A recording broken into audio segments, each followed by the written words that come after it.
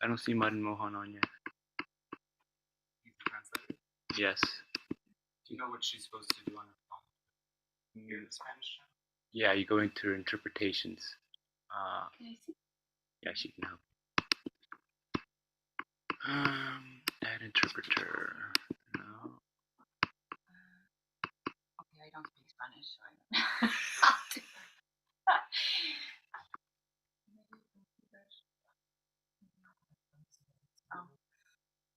I think you better just go without interpretation. He might show up in the middle of it, hopefully. Okay. It should be down here. Oh, you have it now? You got the translation? Yeah. Okay. And okay, we're good. We're live.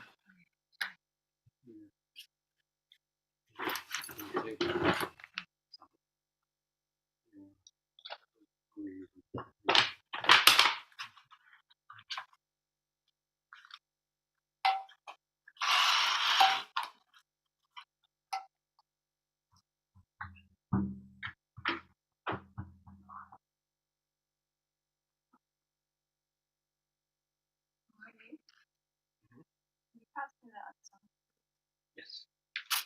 You don't have the morning song? No. This one? It's in there? Yeah. Not all of them have it. So then That one. Might be in here.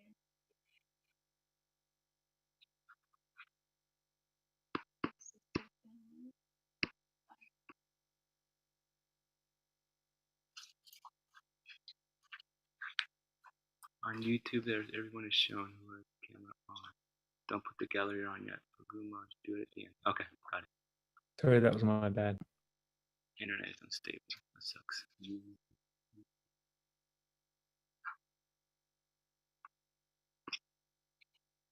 Sean?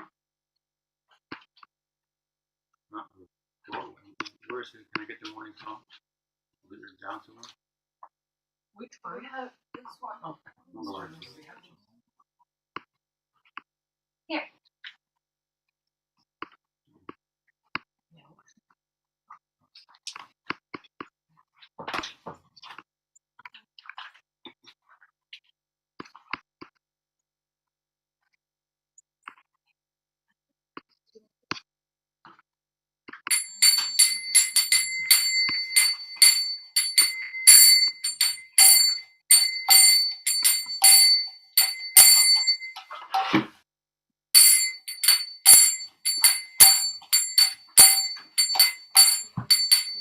Arune kore, Indaru upare, Shingavajay Balaram.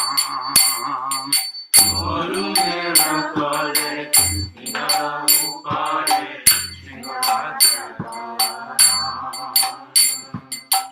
Baire, baire, daki, Gojana tolaya, Nidrita tata kisha. Baire, baire, daki, Gojana tolaya, Nidrita tata kisha. Tamate gagane, Udaya, Shamane, Nabina, Nirado, Jena. Tamate gagane, Udaya, Shamane, Nabina, Nirado, Jena. Vichitra Shayane, Gokula Nandana, Santushta Parishaya. Vichitra Shayane, Gokula Nandana, Santushta Parishaya. Yashoda Vadane, Sinchijaladi, Mukera, Sundara. Yashoda Vadane, Sinchijaladi, Mukera, Sundara. Vatu Narma Saka, Krishna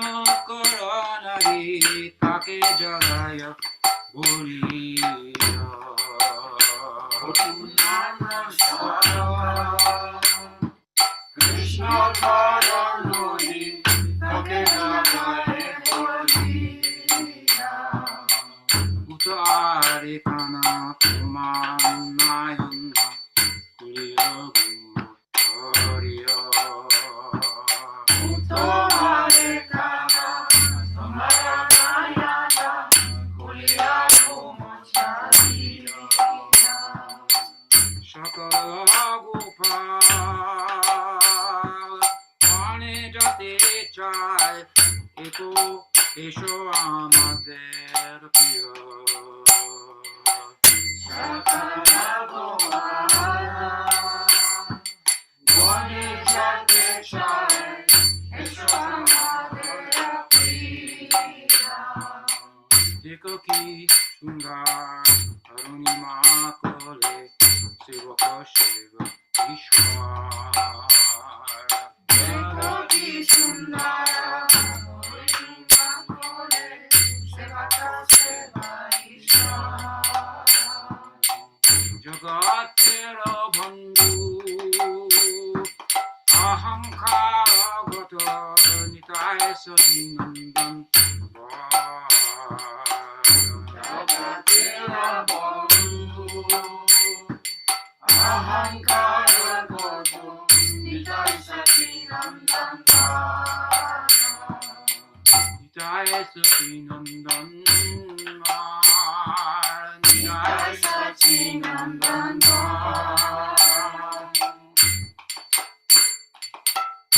Ekanadalai Ekasunge Jai Bane Bane Sharadi Ekanadalai Ekasunge Jai Bane Bane Sharadi Jebe Jabo Govardhane Jamuna Purine Gosevane Chintahi Jabo Govardhane Jamuna Purine Gosevane Chintahi Gosevane Chintahi Gosevane Chintahi Parama Govinda Amadugara Gopinarama Gopirama Parama Govinda Amadugara Gopinarama Chokke Ashruhin Kandi Kandi Goli Kobeto Pagohan Chokke Ashruhin Kandi Kandi Goli Kobeto Pagohan Shri Ram Govinda ki Jai Dauji Gopal ki Jai Shri Madhuvan ki Jai Madhuvan Vansi ki Gaur Bhakta Vrinda ki Jai Go Premanande Vivo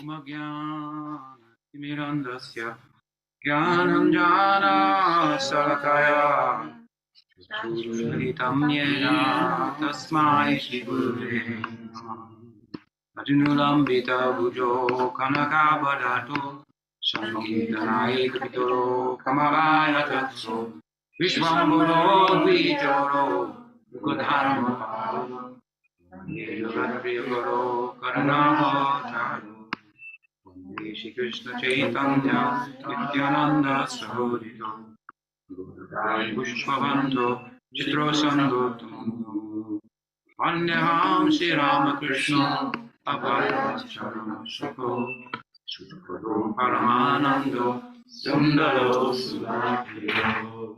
Namaste Girirajaya, Shri Govardhana Namane, Shri Shukreshanashaya, Paramananda Dayine, Tapta Kanchana Gaurangi, Radhe Vrindavaneshwari, Vishwaman Sute Devi, Pranamami Hari. Shri Guru Vaishnava Guru Parampara Ki Jai. Oh, Bhaktivan Ki Jai. Oh, Premanand. So nice to be with you all, both here in person and online as well. And while we have been, we'll continue to read in the mornings, readings and discussions in our broadcast from the. We have been reading about the nature of the uppercut Leela, as pertains to Krishna Leela and Gaura.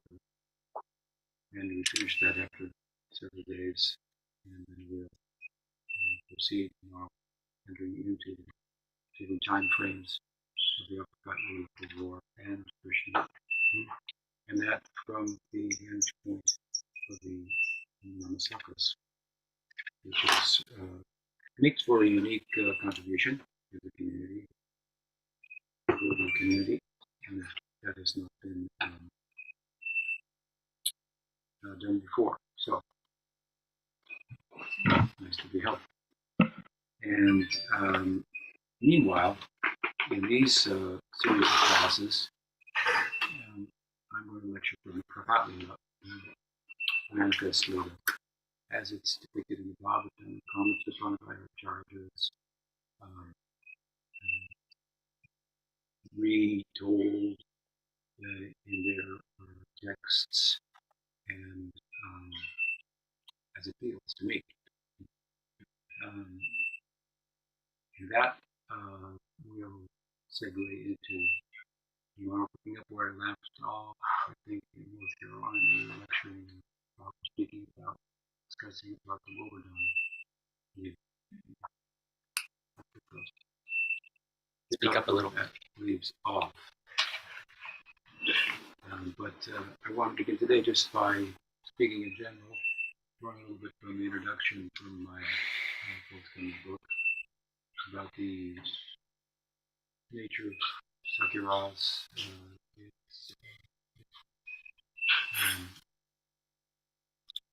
place, and so on and so forth. And I think that to begin, it's, as I have in my introduction, it's worth noting. I mentioned this on other occasions, but to underscore it, it's worth noting that while much is made, and appropriately so, in the world about conjugal love, romantic love, friendship plays a very special role. Nowadays, they have, along with romances, they underscore or highlight romances. I don't know how that works for sister dances, but it's become it's gotten a little bit of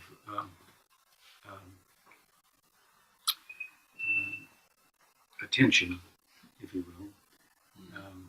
It reminds me of when I heard the term romance, I kind of chuckled, and it caused me to do a little bit of research. Guru Maharaj, I'm sorry to interrupt, but it's can you speak up a little bit, or can Murli take the computer closer? It's very quiet. There's also some bird that's really loud. It sounds like some mechanical bird or something. Yeah. I can't do anything about that. Okay, thanks. Is the volume that's very good. Very good? Okay, good. As far as the birds, well, we can't do much about that. But anyway, it caused me to think about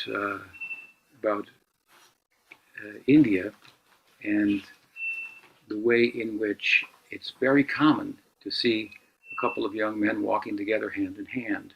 Mm-hmm. Right? There was a fellow who did a photographer study of this phenomena, and he revealed in an article about it that when he asked, why do you couple of guys who were holding hands. Thought the whole community was gay, but of course it was, which would have been a reason, but it wasn't the case. And they simply replied, well, because we love one another. Because we're friends. It was just like, doesn't that make sense? And we see this kind of fraternity, if you will, of course, in the Braj Leela, Krishna holding hands with his friends and so harmonized. Quite the norm, if you will. But aside from that, as I say, has a special, I would say, almost like quasi-spiritual. The Anglican theologian, I like, Lewis wrote about this. He had a book about in the world.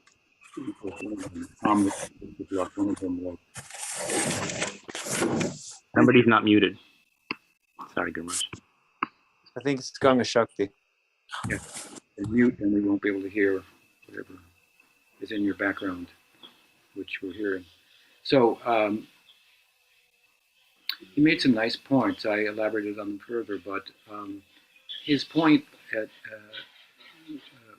basically was that friendship among the different types of love has a quasi spiritual kind of aura, or spiritual aura to it, in that it's something that it contains within it a measure of like independence, freedom. It's an expression of love that's freed, let's say, from the biological necessities that romantic love and parental love are grounded in. There's no biological, maybe psychological, but biological necessity for friendship. So it has a kind of independence. He could describe it as luminous and rational. Whereas that may not be the case, for example, always in romantic love, but in parental love, then one is brutally honest. You tell it like it is.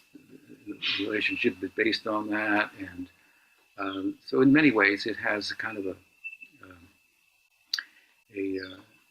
comparatively a spiritual aura to it. I would add to that of course, if romantic love is to be enduring in the long term, it has to turn into friendship. When the infatuation, for example, is gone, often couples that have been together for a long time, they consider themselves best friends.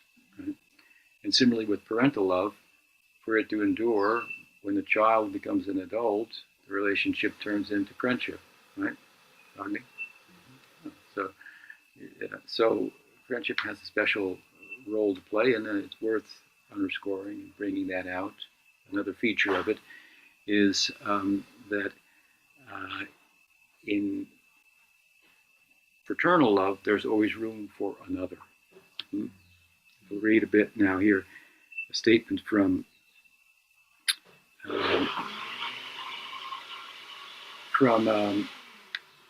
Lewis, in this regard. He says, while amorous love is ultimately for two alone, three as a crowd, fraternal love is enhanced by the number of true friends increases. And given that point that I've made, corresponding with it, I should say, Lewis makes this comment: two friends delight to be joined by a third, and three by a fourth, if only the newcomer is qualified to be a real friend. They can say, as the blessed souls say in Dante, here comes one who will augment our loves. For in this love, quote Dante, to divide is not to take away. We possess each friend not less, but more as the number of those with whom we share him increases. In this, friendship exhibits a glorious nearness by resemblance to heaven itself, where the very multitude of the blessed, which no man can number, increases the fruition which each of us has of God. A little from Dante, cited by C.S. Lewis. So there's a friendship. His ideas, and I agree with him, that amongst the loves in this world, it most resembles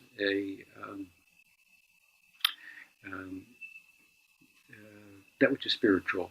If we look at the student and the teacher relationship, also, of course, that's one of Dasya, but that also reaches its height when it's tinged with a little bit of friendship between the teacher, and you bring an apple, right?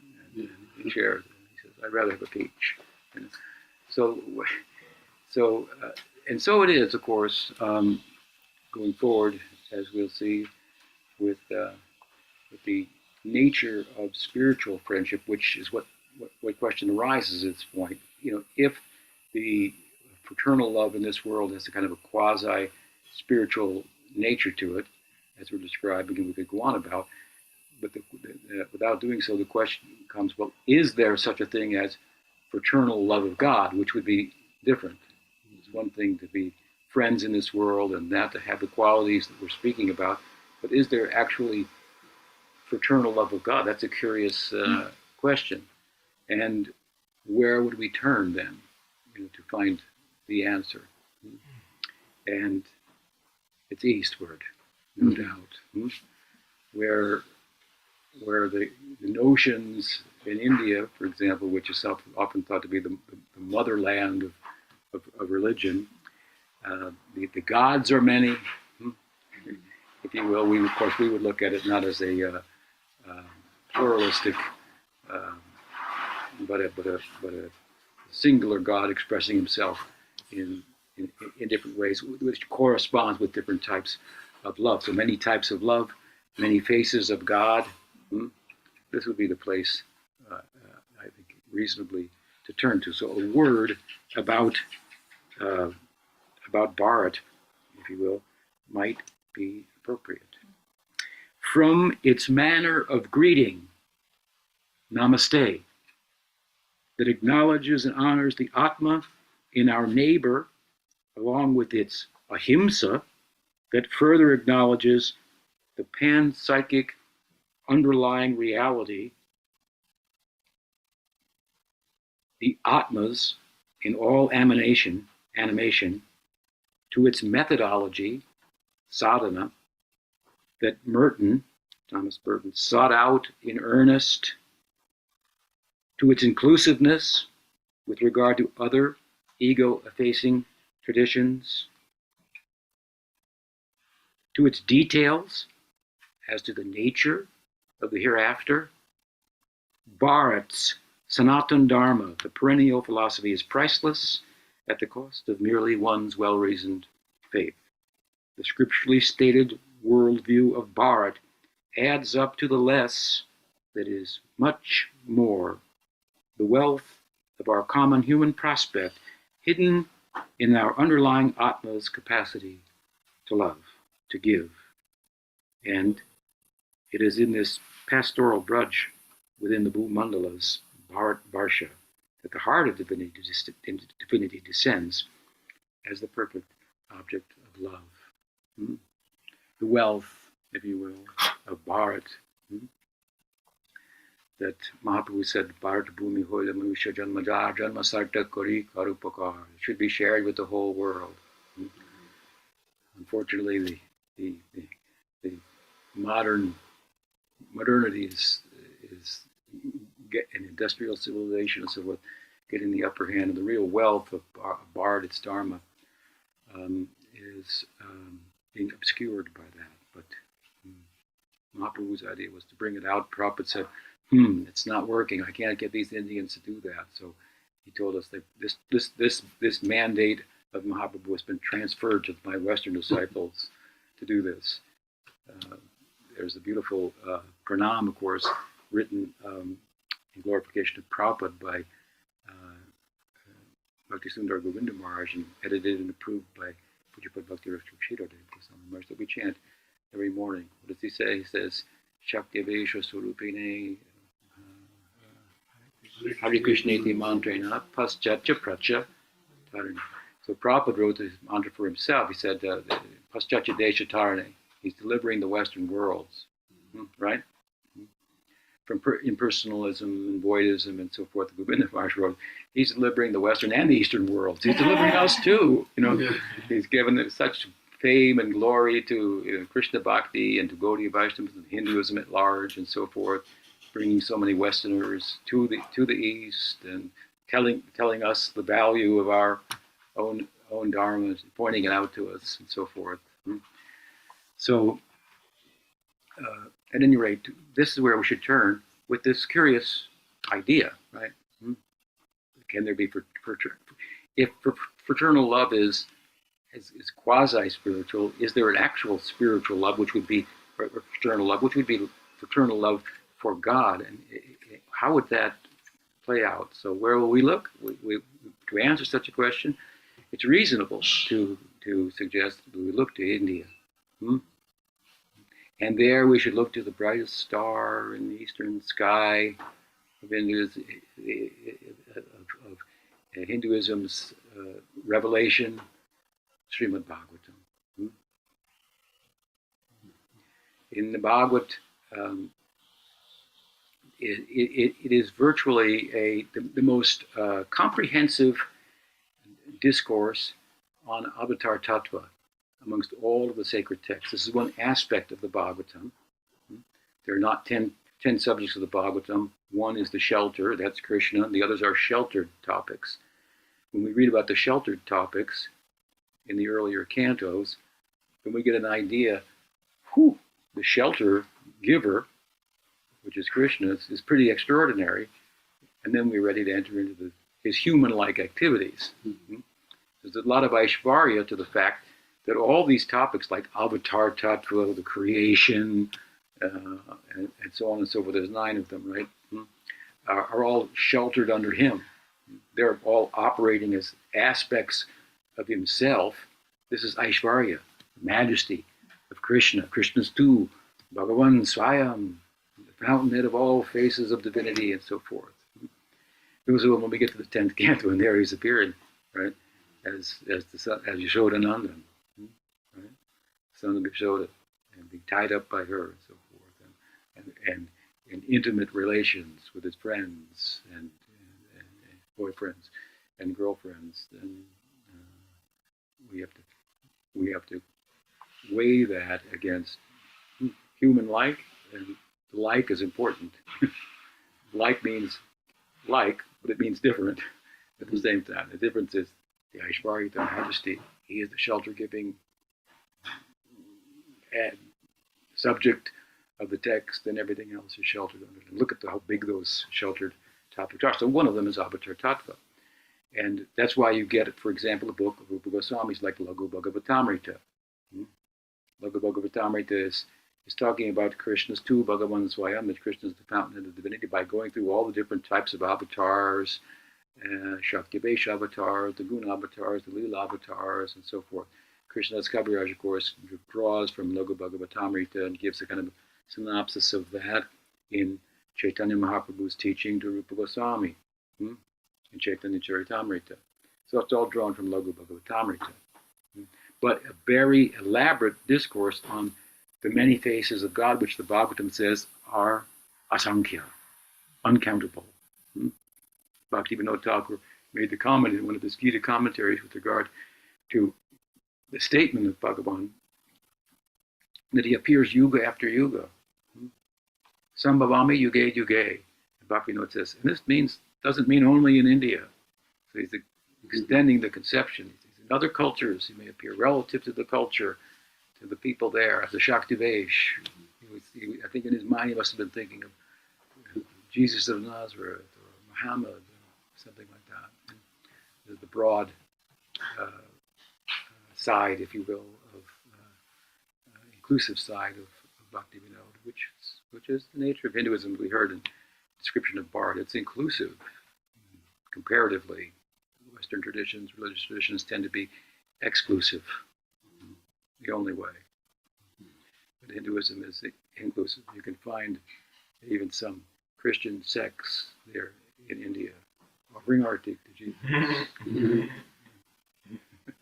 following the program. So, the many faces of God and Bhagavatam, more than any other text, puts this together. You have so many avatars that describe different types of avatars and so on and so forth, because, again, avatar tattva is one of the subjects, the 9 subjects, and by discussing them, we are indirectly then getting a discourse on the fact that Krishna is the source of all of them, by seeing the differences between Krishna and, for example, Shakti Vaishavatar, like Vyas, who's empowered of Aish's knowledge.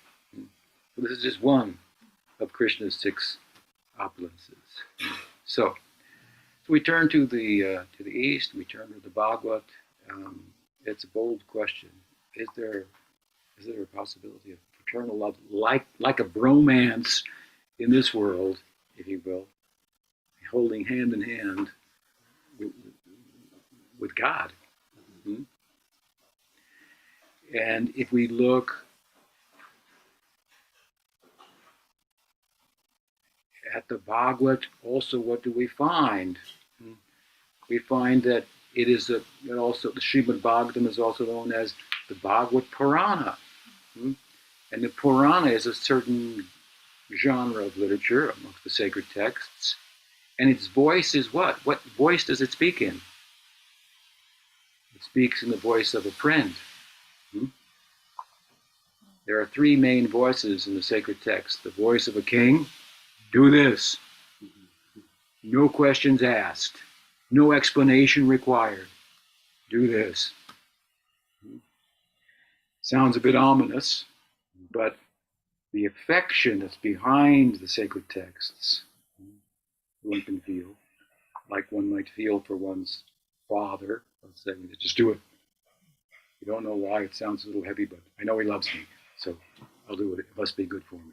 Something like that. And so the Shruti texts, they speak like this, in this voice. The Kavya, then, poetry, drama, this speaks in lovers' language. So this is another genre, another voice.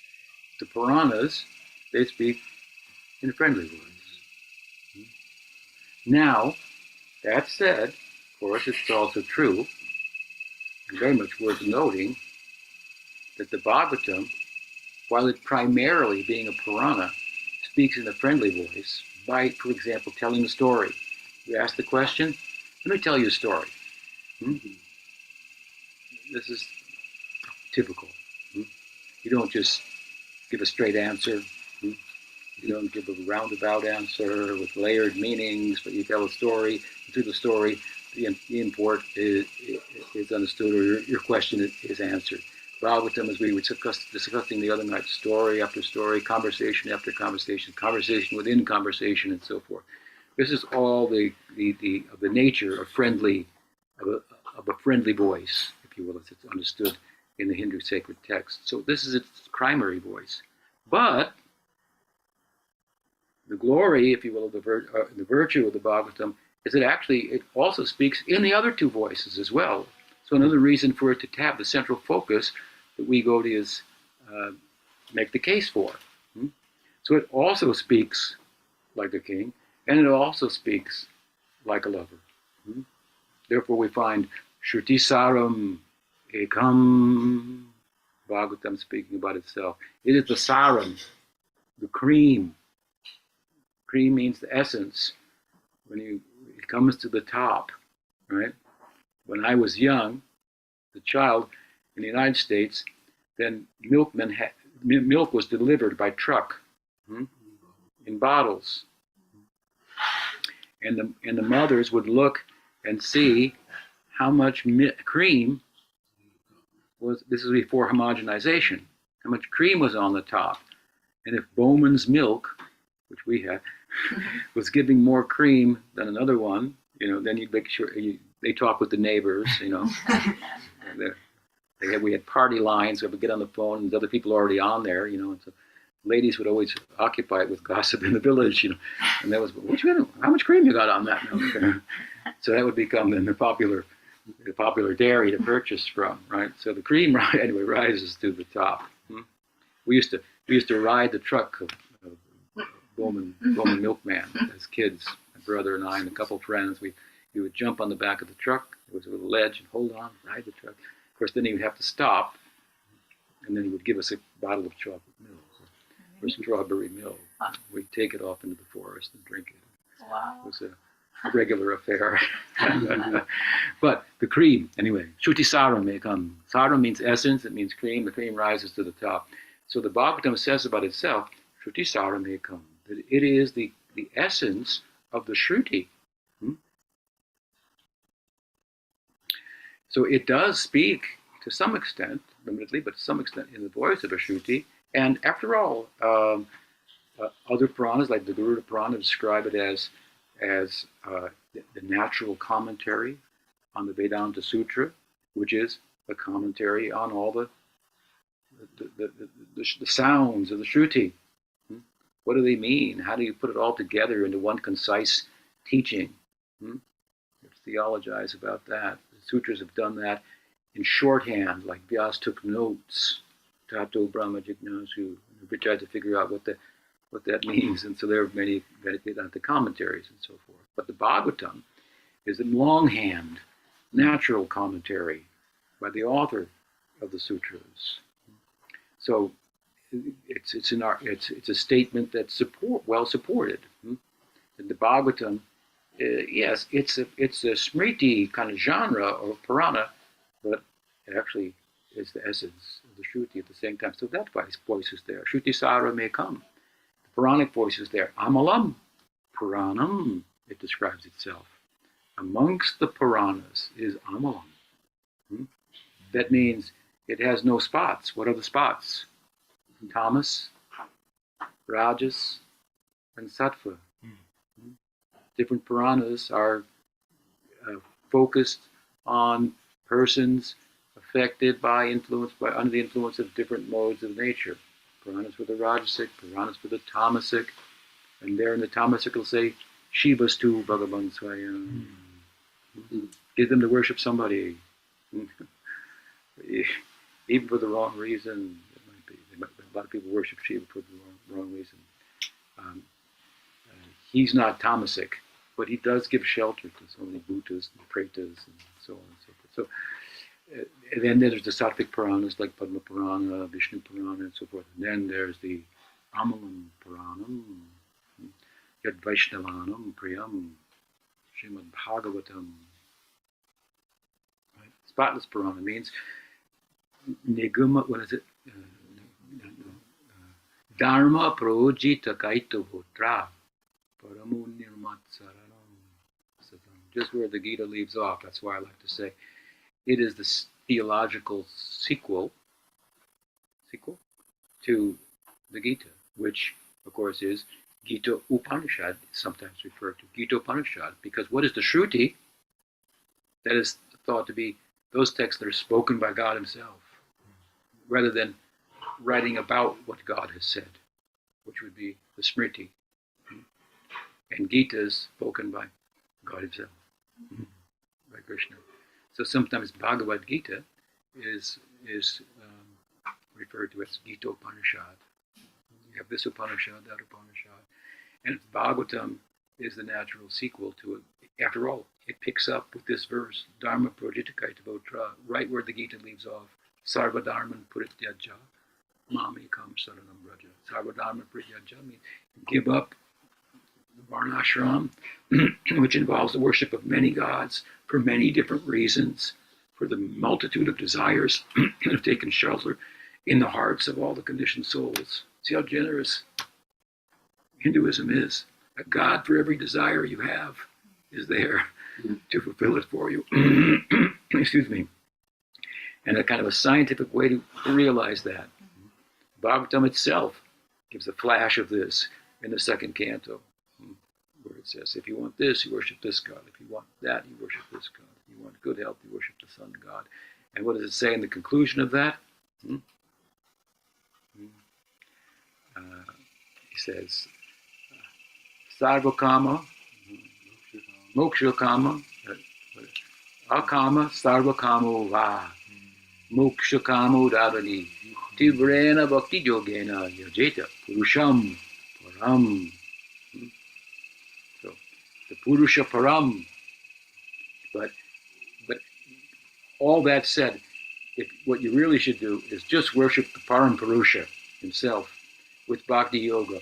Whether you have akama, no desire, sarva kama, all desires, moksha kama, desire for moksha, with great attention, tivrena bhakti yogena, engage in bhakti yoga.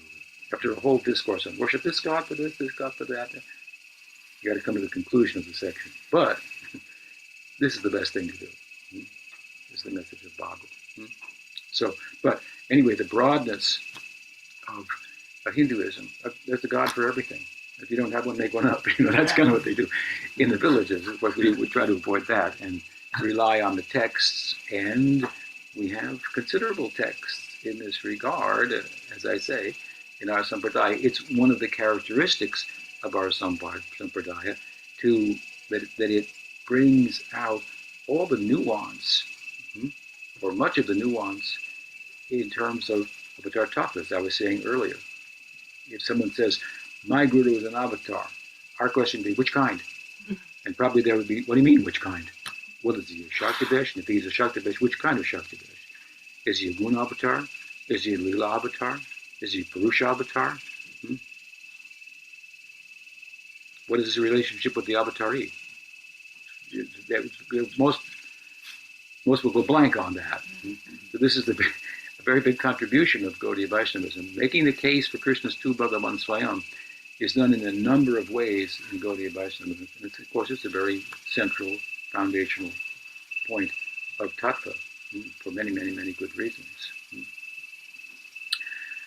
But that's Hinduism. Many, many gods, many types of. If you want anything, there's a way to worship to get it specifically. Right? So in Bhagavatam, so we find the voice of the Shruti. Gita says, Sarvadharman Prityaja, give up worship to all these gods. Sarvadharman Prityaja, Mamekam. Sarvadharman means all worship, give up all the desires and the worship that corresponds with them. Doesn't mean it's a bad thing. It's a good thing, as I'm saying. But there's something higher than that. Like Mahaprabhu told Ramananda Roy, say something more. When he said, what is the essence of religion? He said, Varnashram. Say something a little more than that. Right? And there we find in the Gita, in its conclusion, not only Sarvadharman, but Prityaja. And give up pursuit of moksha also. Pursuit of things, the effort to get things, and the effort to get away from things. When you find out that they're not what they were made out to be. I made all this effort to get this, and now I've got it, and I've got a bigger problem. At least the problem is I might lose it. I have to worry about that. I have to worry about getting it. I have to worry about losing it. Don't worry, be happy. Easier said than done, right? So some wise people, half wise, they think, well, let's give up things. Right? Why wear shoes? I'll have to leave them at the temple door, and some poor person will steal them anyway. So the sadhus walk barefoot, was the tradition. So Bhaktisiddhanta came with patent leather shoes for other reasons. Right? So this is Gyan, right? And where renunciation is the way. Acquisition is the way in the karma marg, and renunciation is the way. And in bhakti marg, of course, you can't be too disposed or averse to one or the other, because you may have to accept things for Krishna's service, and you may have to give things up for Krishna's service. The focus is, of course, Krishna Seva. Mam ekam, exclusive, to one God, me, Krishna says, alone. Give up Varna, give up the karma marg, give up the Gyan marg. Take shelter of me alone. And Bhagavatam begins with the same. Dharma projita kaitavota. This book is not for any of these true paths that in the ultimate analysis are a cheating of your own self. You invested your heart for things. What a waste of time. You gave all of your heart to get away from things. You're cheating yourself. This book is not for people involved in such cheating, troubled by such cheating. Dharma projita kaitava. Kaitava means cheating. Give up all these cheating forms of religion that cheat you out of your full prospect in life. It's for those who have the adhikar, the eligibility, through sadhu sangha, through which faith comes, for bhakti. And they, what is their characteristic? Nirmatsaranam, satam. They're honest. They're nirmatsar. They're not envious, major characteristic of material life and so forth. So, Bhagavatam, right? It is the sequel to the Gita. Gita is the Gita Upanishad. So, it, for different reasons, as I'm explaining, the statement of its own statement, Shruti Saramekam, it's well supported. So sometimes it speaks like a Shruti, and sometimes, and most of the time, it speaks like a friend, right? And when it speaks like a lover, well, you could say that's the main voice of the Bhagavatam. Because the main center of the Bhagavatam is the Rasa Lila. We don't disagree.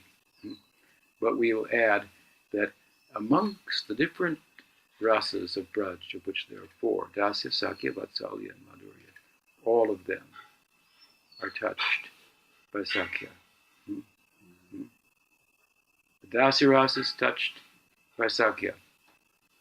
We have examples of, not all of them, but practically all the Dasya rasa is touched by Sakya.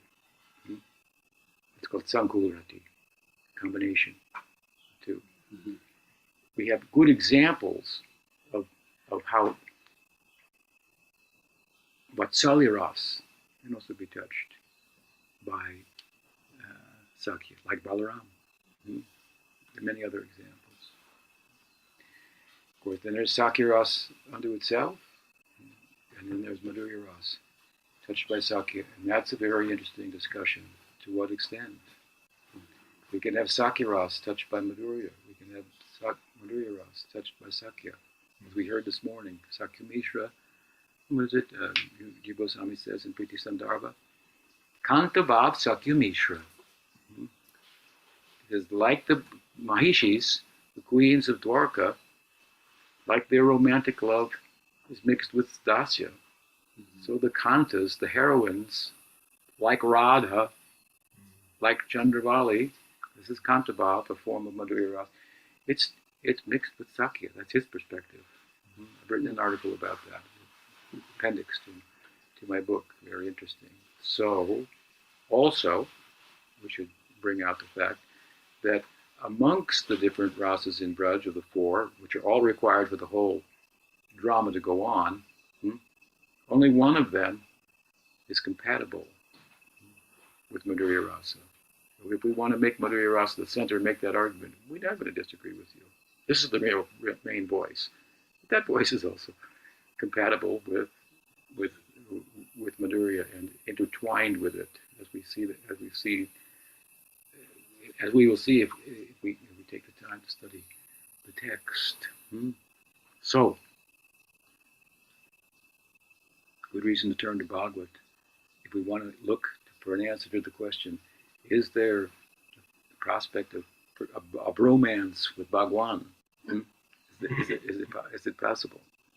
We find, going back to the Shruti for a moment, there's a famous statement, of course.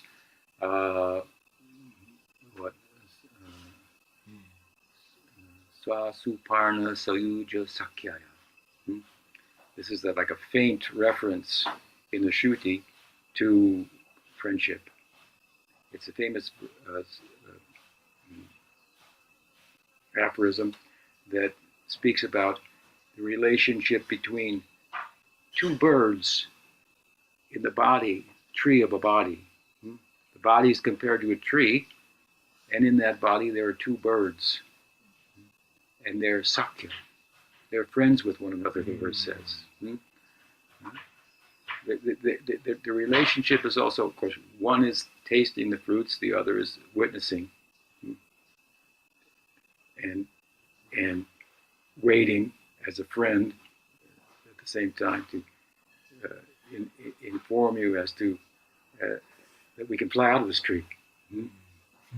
How's that? Instead of sitting here eating only these fruits on this, but you can fly in the sky high beyond the tree.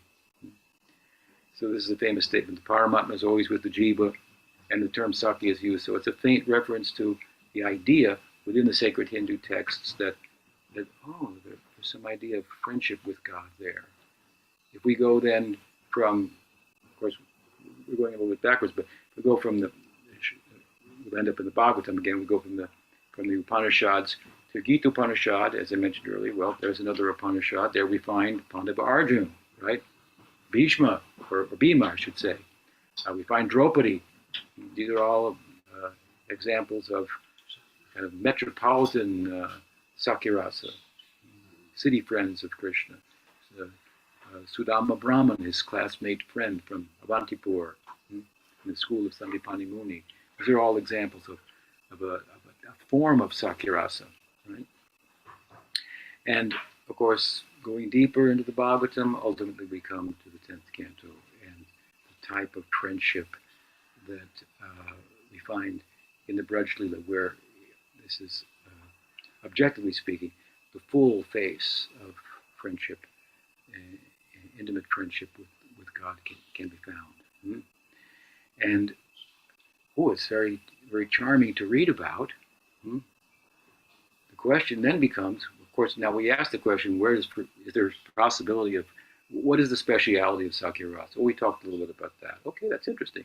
Is there any fraternal love for God? Is there a possibility of a bromance with Bhagwan? Well, here's where you go. Look to the east. Where in the east? Go to the Bhagavatam. Where in the Bhagavatam? Go to the 10th canto. What do we find in the 10th canto? Well, we were mentioning three voices, right?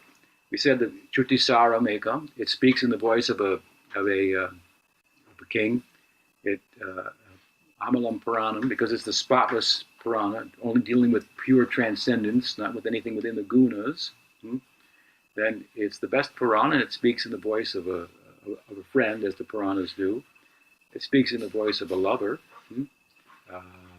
Bhagavatam says, Rasam Malayam, Nigama Kalpatoro, third verse, Nigama Kalpatoro, Galitam Palam, Shukamugaramata, Rabasamritam, Pipata Bhagavatam, Rasam Malayam, Muhurahora, Sikaburi Bhagavaka. It's a tree, the Vedic literature, Nigama Kalpatoro, from which trees are thought to be very magnanimous, as Mahaprabhu used the analogy of the tree to speak to and actually mandate that his disciples become tolerant, and tolerance reaches the point of being generous, as a tree does. It tolerates the heat, the rain, the elements, and in doing so, at the same time, it gives shelter to others who come under its branches in such conditions.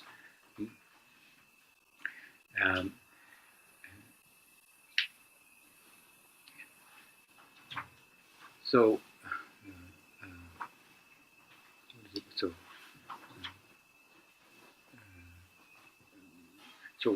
it's a tree, the Vedic literature, many branched, many types of knowledge should be found there. It's thought that in this mind, the sky of the mind of Vyas, everything can be found. And he distilled it all down right into the Bhagavatam. Nigama Kalpatoro, it's a wish-fulfilling tree. You can get whatever you like, any kind of knowledge from it. Nigama Kalpatoro Galitam Phalam. And here, this text, the Bhagavatam, is the ripened fruit, right? It's a ripe fruit, and a ripe fruit falls from the branch of its own. So you don't have to climb up and get it and risk falling down. There's no falling down in bhakti. It falls, and it falls sukhamukha amrita rabha samyutam. It falls into the delicate hands of Sukadev, right? From Nard to Vyas, there's the Nard Bhagavatam within the Bhagavatam.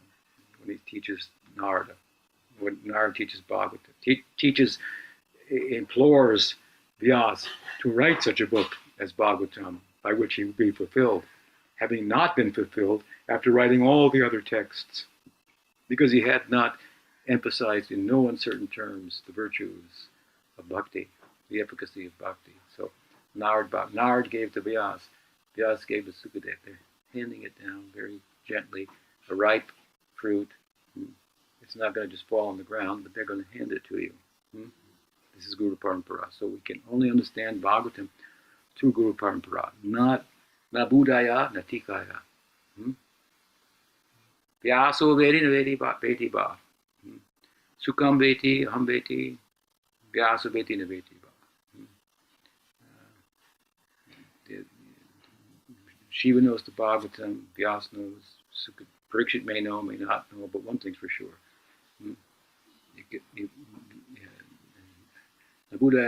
Not by intelligence, not just by reading the tikas, collecting some information, can you understand Bhagavatam. No.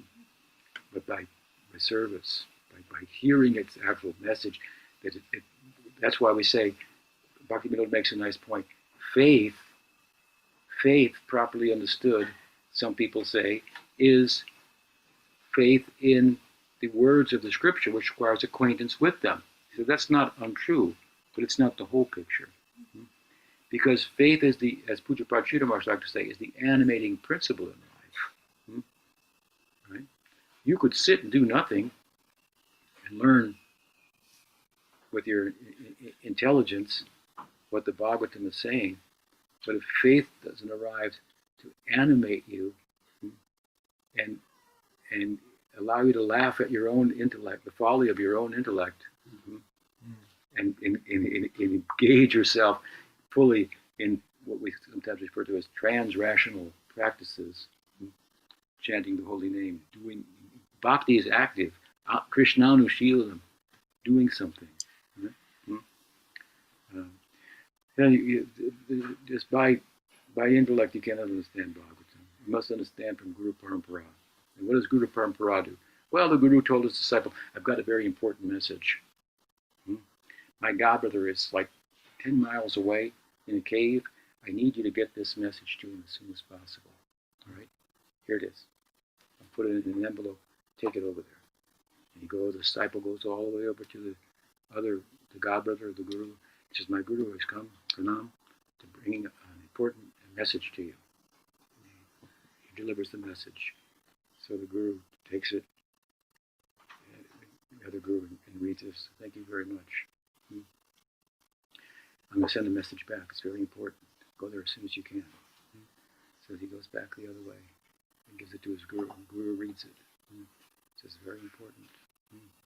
I'm going to send another message back. So he sends another message back, but the message falls out of his pocket and out of the envelope. And there it is. So he has the occasion to read it. And he says, just see how we're having this guy run back and forth just to develop a service attitude. How's he doing? How long did it take him to get there? This is the important message. So what does it mean to learn, right? What are we trying to learn here? Right? We're trying to learn how to serve, how to be a servant. Right? Friendship, romantic love, parental love, these are all forms of service. Self-sacrifice. So Bhaktivinoda Thakur says, Shraddha, which is the way, is Sharanagati. It shows itself as Sharanagati. It's active. It's giving up the unfavorable, accepting the favorable, and so on. It's not just collecting information, a head full of information, regurgitating it, and allowing people to think that you know something, and living on that. That's a big weed. A big weed. So Bhagavatam, yes, to understand that, it said, oh, to understand Bhagavatam, you've had an education. You know the story about the fellow who wanted to get an education and went to Benares. I won't tell it again. I've told it 108 times. But real education, that means to understand Srimad Bhagavatam. And then what does it mean to understand Srimad Bhagavatam? Right? So, here Bhagavatam says, what? It is the fruit, a ripened fruit of the tree of Vedic knowledge. So, this book alone, right, among the many, many, many volumes, most voluminous body of knowledge is probably the Vedic knowledge. So many texts, no shortage there. But to condense it all down and give the essence, this is the Bhagavatam. See how our Goswamis have just Nana Shastra Vicharana Kanipanosa Dharma Samstapako Lokanam Hitakarano to Vivane Manyosha. Out of Karunya, Hitakarana, for the loka, for the people, out of compassion for the people, at the behest of Mahaprabhu, they wrote the Bhakti Shastras. From them we know what is the virtues of Srimad Bhagavatam. Really. Like Narad was telling Vyas, you have to write a book that focuses on Bhakti exclusively. This is what the text is really all about. You've said it indirectly here or there. So the Goswamis took the same instruction on another level. Now we have to write books that show the significance of Srimad Bhagavatam, point to it in no uncertain terms for the people in general. After all, we're not Vyasas, right? Vyas wrote at the order of Narada. Who was he writing for? So the Goswamis are taking it to another level, sharing it. This is the beginning of institutionalization of the Gaudiya teachings. I've compared it to Mahaprabhu's ecstasy, his wealth, his praying, like a waterfall. You've just got to stand back and watch it. They took the waterfall and turned it into a lake of their texts, and a good emphasis, considerable emphasis within their text is Bhagavatam. They're all drawn from Bhagavatam. Right? So Nigamakapaturo Galitam Phalam Sukumukad Amrita Drava Sambitam Pivata Bhagavatam Rasam Alayam. It says, this book is Rasam Alayam. Rasam Alayam means, well, it's a book of rasa, so it's a voice of a lover. It's kavya. So that voice is there. But when we go into the book a little bit, we come up with another meaning of Rasam Alayam as well. Because when we find ourselves in the 10th canto, when Sukadeva Goswami is narrating the 12th chapter, the beginning of the Sakyaras Center, he passes out Alayam, Pralayam. Alaya, laya also means alaya. A means including laya, liberation. Alaya. Jiva Goswami has given this explanation. Alaya can be understood to mean the alaya, the abode, rasamala of rasa, the house of rasa, the very, the abode of rasa. This is what this book is. Or it can be understood to mean Bhagavatam Rasam Alayam. That the Bhagavatam is the book about the rasa that can be found beyond liberation. Liberation is included within it. It is more than the standard fare of liberation. Sayuja, Salokya, Shashti, Samipya, Sarupya. This is the common understanding of liberation. Therefore, the Goswamis have said, our goal is not any kind of mukti. Our prayojan is prem prayojan, panchama purushartha. Not dharma, not artha, not kama, not moksha, not those four, but a fifth. Prem, panchama purushartha, fifth goal of life, prem. This is a very special affair, secret. We read this morning about Golok, the secrets about a realm called Golok. That again, as I've said before, is why it's important, one of the reasons to emphasize Krishna's tu Bhagavan Swayam. If Krishna is not the source of Narayan, but is an avatar of Narayan, then he doesn't have his own abode in Vaikuntha, where there's only Dasya Ras and Shanta Ras. If Krishna is only an avatar of Narayan, then maybe Narayan and Vaikuntha will show the face for a little while of Krishna, some Leela, and all the Dasya Bhaktas and will go, oh, that's charming. That's charming. Narayan, very charming of you. Oh. So it appears in the world, Narayan does that. They'll think those people are all expansions of himself. You can't become one of those people. Because that doesn't happen in Vaikuntha. It's not going on there. You can have Sarupya, form like in Narayan. You can have Sarshti, opulences like Narayan. You can live on his planet, Samipya. You can be a personal attendant, Samipya. Salokya, live on the planet, Samipya, personal attendant. You can just have praying for him, but it's reverential praying. So, but if Krishna is the source of Narayan,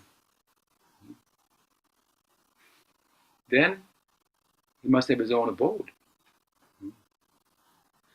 If he's a source, he has his own abode. That's why we have the whole Goloka Mahatmya of Brihad Bhagavatamrita, the second canto. All about that there is a place. We say Krishna is the supreme God, and there's a place. There's a kind of extraordinary love of God. That's the first canto of Brihad Bhagavatamrita. It's called Madhurya Rasa. And it's shown, this point is brought out by Narada, who is in Sakyabhav, and the expansion of Madhu Mangal. The first canto of Brihad Bhagavatamrita, we find this, right? Gopa, what is it? Gopakari Smritidapriyanam. Gadopaka means the best friend. Gadopakari Smritidapriyanam. Krishna said to Narad. Narad started speaking about, caused Krishna to start thinking about the gopis. He was in Dwarka. And Krishna lost external consciousness, and it was a huge disturbance in Dwarka. And then Narada got nervous, like, I came here just asking innocent questions about the highest love, the greatest, who has the most mercy, and I've caused a great disturbance here in Dwarka. But Krishna assured him, no, don't think like that. Gadopakari smritidapriyanam. That disturbance, well, on the outside it looked like a disturbance. What does Chaitanya Charitamrita say? Bhaya Visha Jalahoy Vitare Anandamai Krishna Premer Adbhutta Charit. Bhaya. On the outside, Bhaya Visha Jalahoy. It looks very disconcerting. Oh, I've disturbed him. But Vitare Anandamai, inside it is Ananda, Vitare Anandamai. Krishna Premer, of Premer, Adbhuta Charit. This is his wonderful Adbhut Charit character. Wonderful character. Outside it looks like poison and keeps people away who don't have adhikar. Because, like we heard earlier, even C.S. Lewis said, one friend, if we get another who's a true friend, if we're going to let him in the circle, then the love increases. Right? So, prem has a natural kind of screen, if you will, can make even great devotees look undesirable. You have to study the Bhagavatam, it says, very, very carefully to understand, right? Nasta prayeshu abhadreshu nityam bhagavata sevaya. Very carefully. What is prem? Looks like one thing. Looks like calm. But it's prem, right?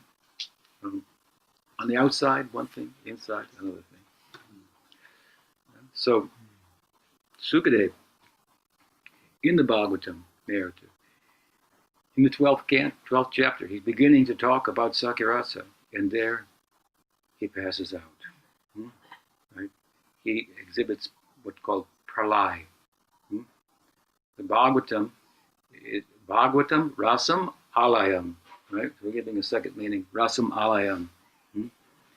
He's talking about the nature of just the intimacy that he's envisioning between Krishna's friends and Krishna, how they're dealing with him, and he just tips over. Pralaya is like like one of the Sattvika bhavs, 8th Sattvika bhav. passing out. Passing out. So this kind of passing out is something that liberation is inside of. It is more than liberation. Liberation is not about passing out, right? It's about coming out of a stupor, right? Being enlightened.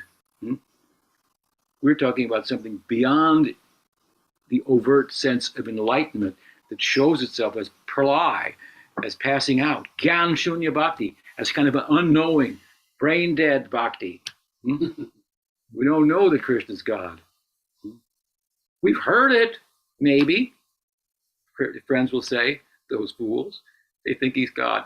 I mean, he's fantastic, but that he's God, actually, obviously, that's not true. Otherwise, how could I defeat him in wrestling?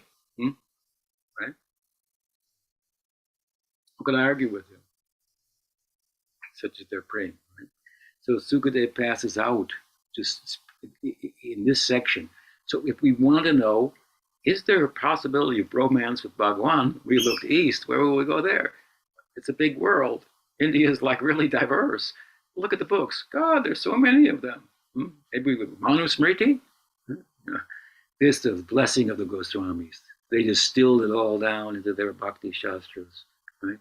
Giving us the focus. Like Nard, as I said, told Vyasa to distill it down, give the focus. They gave a focus to the focus. And Sukadev, speaking to Parikshit about Sakya, he passed out. Alayam, this is Bhagavatam.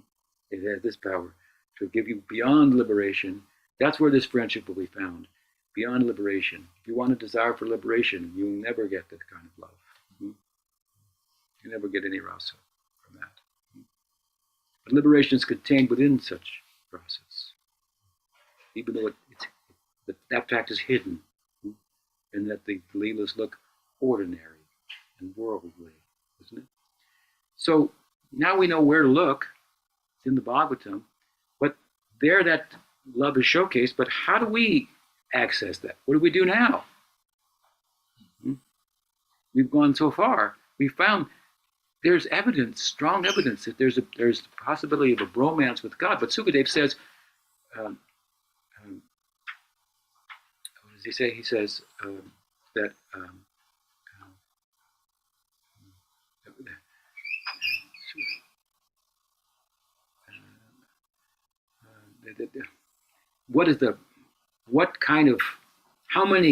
in how many lifetimes, pious activities, what kind of virtuous activities have these people performed to be in this intimate situation of friendship?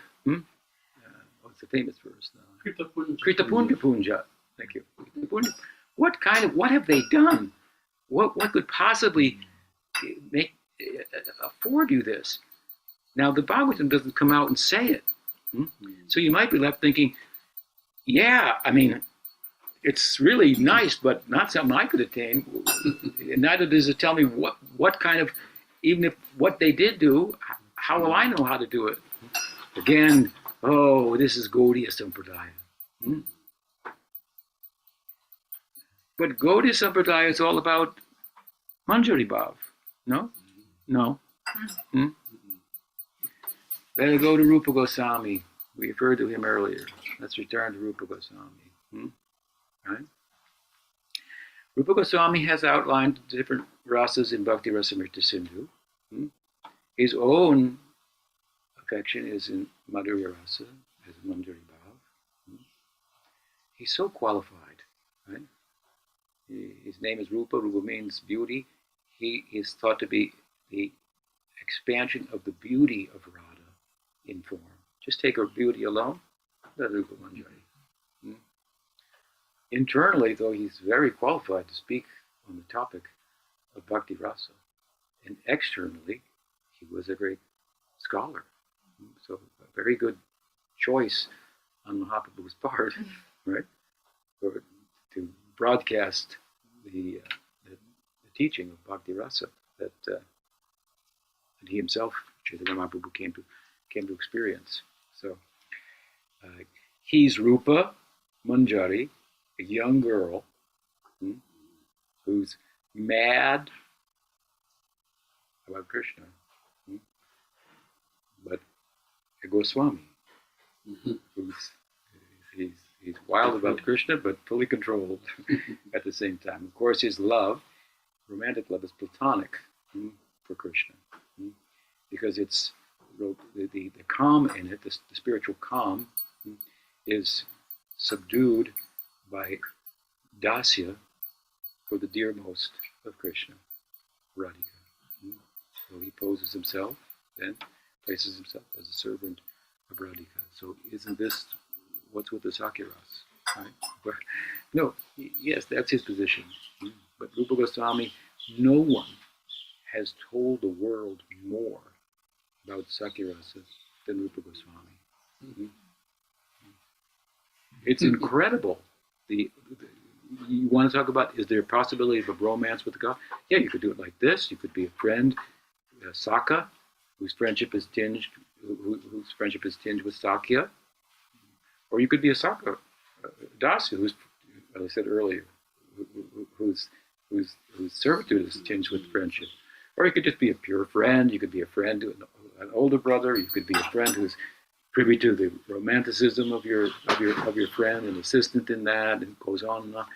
So many examples, details. So he really plays out great length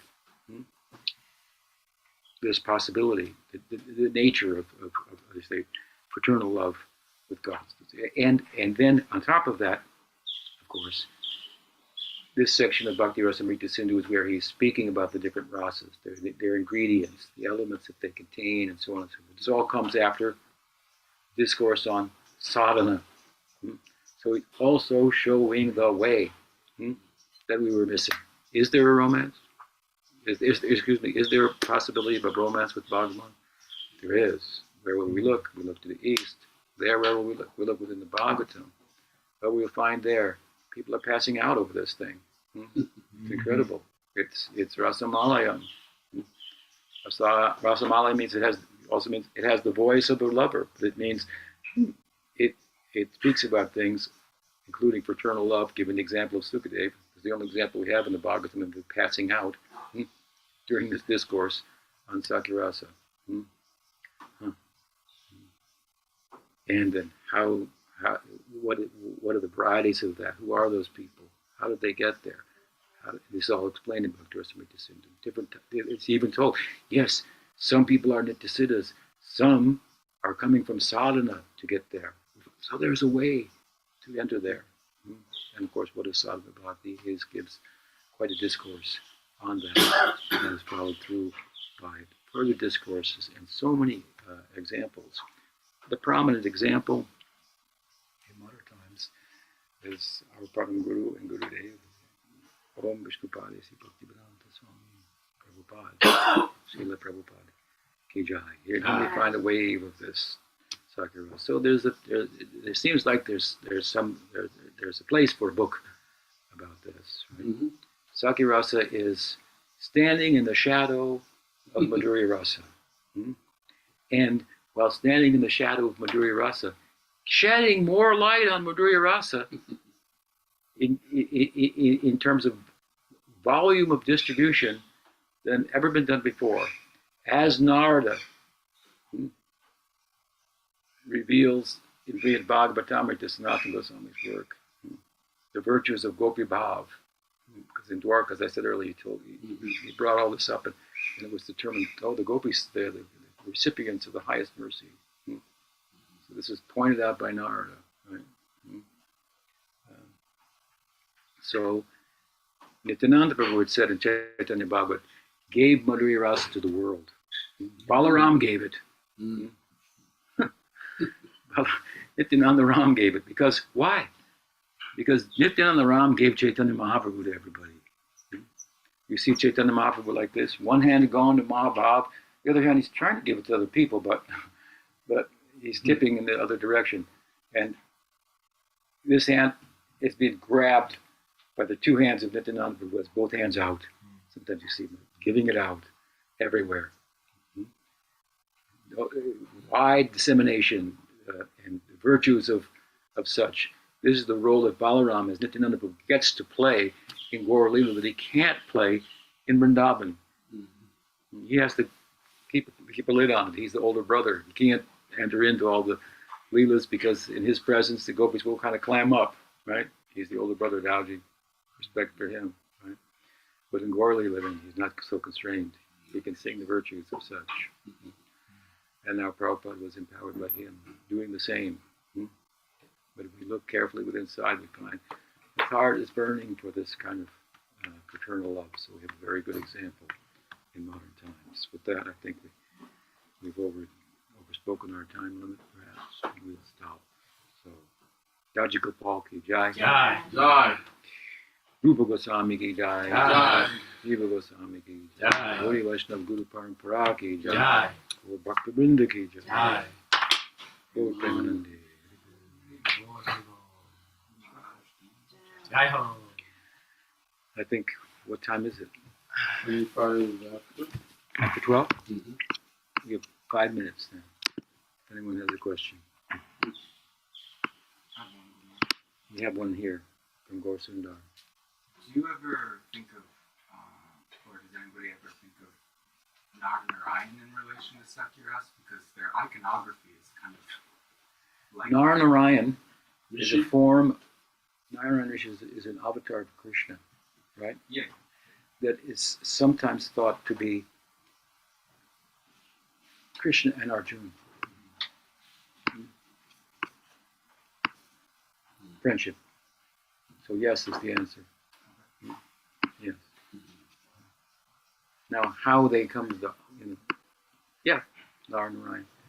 Nara and Narayan. Nara means human. So Arjuna and Krishna, a form of friendship. Nara Narayan. But they're not the deity that affords that kind of relationship that you could attain through sadhana. What else? Anything from the devotees online? We have another question here. Yes. You mentioned the verse that says if you have no desire, you have all desire, or if you have desire for liberation, you should practice bhakti. So what does the no desire refer to? Liberation, would no desire refer to like? Well, if you have no desires, if you don't have desire for things, for kama, if you don't have desire for liberation, then you have no desire. It means you desire only bhakti. So if you desire only bhakti, which is no desire, desiring only bhakti is no desire, because it's the desire of Bhagwan. You have no desire, you've accepted the desire of Bhagwan. Then he gives you desires, which you play out, and thus through you, he experiences. This is it's abeta. So if you look at it from the non-difference, then all the liberated souls in Goloka, they're all expansions of Krishna. All the sadhaka, sadhana, citizen, through which Krishna is experiencing his unlimited capacity for tasting rasa. So some cowherd boys like one thing, some like another thing, some gopis this, that.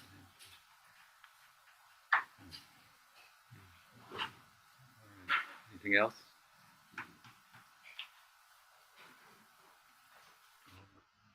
Pretty much, I had a little side point, if you don't mind. Yeah, Krishna.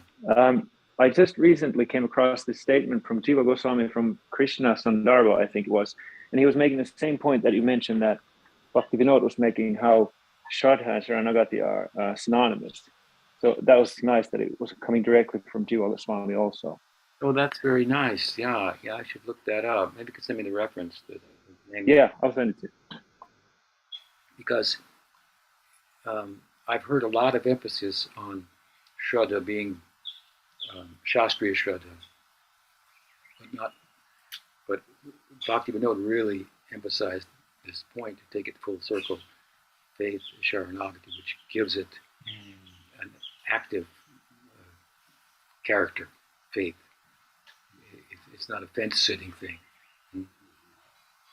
Very nice.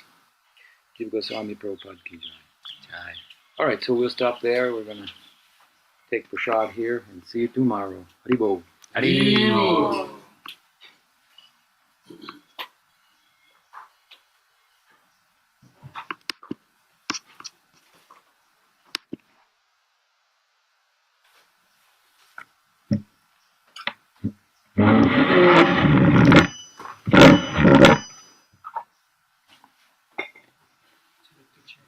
Thank you, everyone. Signing off. Haribo.